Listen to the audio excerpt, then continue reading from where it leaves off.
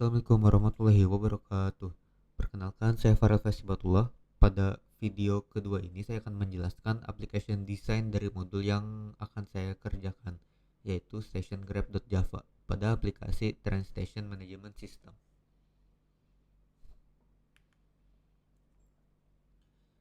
Sebelum masuk ke kelas yang saya buat, mari kita lihat terlebih dahulu gambaran umum dari aplikasi.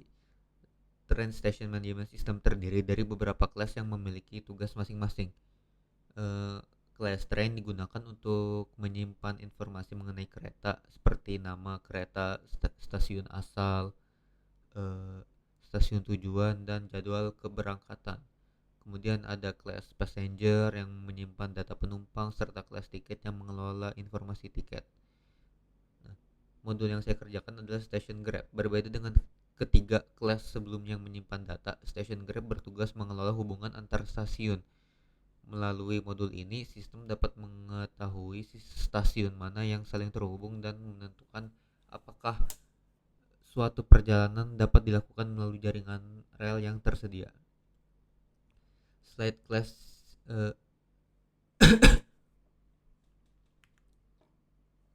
berikut merupakan kelas diagram dari Station Grab.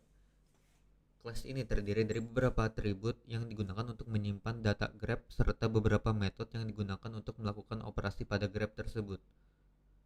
Seluruh operasi yang berkaitan dengan jaringan stasiun dipusatkan di dalam satu kelas sehingga setiap fungsi memiliki tanggung jawab yang jelas.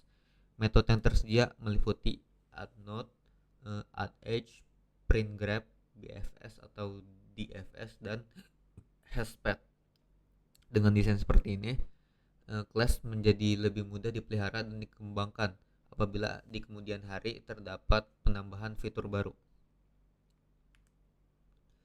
Sekarang saya akan menjelaskan atribut yang terdapat pada Station Grab, kelas Station Grab.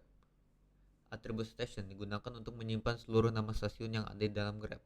Selanjutnya ada adjacency list yang berfungsi menyimpan hubungan antar stasiun dalam bentuk daftar tetangga atau adjacency list. Kemudian terdapat station count yang digunakan untuk menghitung jumlah node yang telah ditambahkan ke dalam Grab. Terakhir ada max station yang menentukan kapasitas maksimum stasiun yang dapat disimpan. Ketika objek station Grab dibuat, konstruktor akan menginisialisasi seluruh atribut tersebut sehingga Grab berada dalam keadaan kosong dan siap digunakan.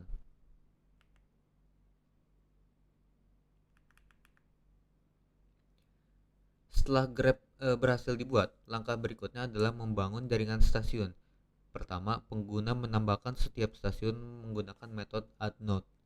Metode ini memastikan bahwa setiap stasiun hanya disimpan satu kali sehingga tidak terjadi data yang sama. Setelah seluruh node tersedia, metode add-edge digunakan untuk membuat hubungan antar stasiun. Sebagai contoh, Jakarta dihubungkan dengan Cirebon, kemudian Cirebon dengan Jogja, dan seterusnya sehingga terbentuk jaringan rel kereta. Setelah Grab selesai dibangun, pengguna dapat menggunakan print Grab untuk menampilkan seluruh isi Grab dalam bentuk adjacency list sehingga hubungan antar stasiun dapat dilihat dengan mudah. Setelah jaringan stasiun terbentuk, sistem dapat melakukan proses traversal. Metode pertama adalah BFS.